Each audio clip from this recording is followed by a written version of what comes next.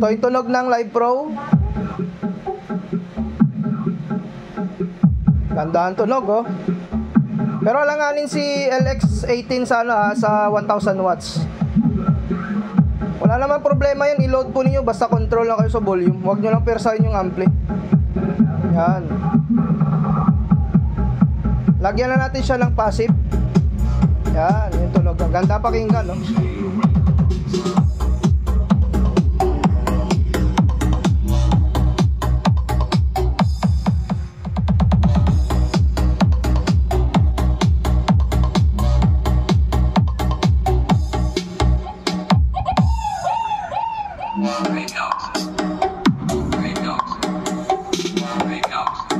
Sulit na mga kasound, sulit na.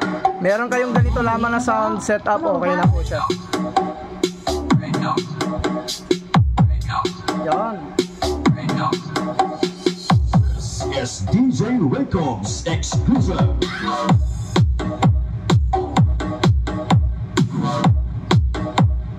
Double mix activation.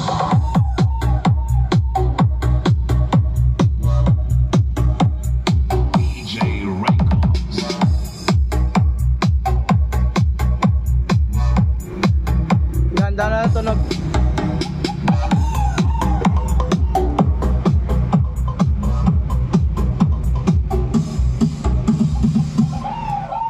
Broadway passive speaker. So Mecman mixer po tayo, Mecman Pro Audio.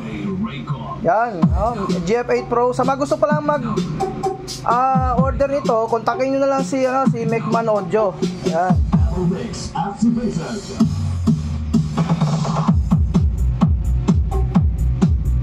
Ganda na mixer natin, no? 8 channel, 6,500 lang ito mga bossing.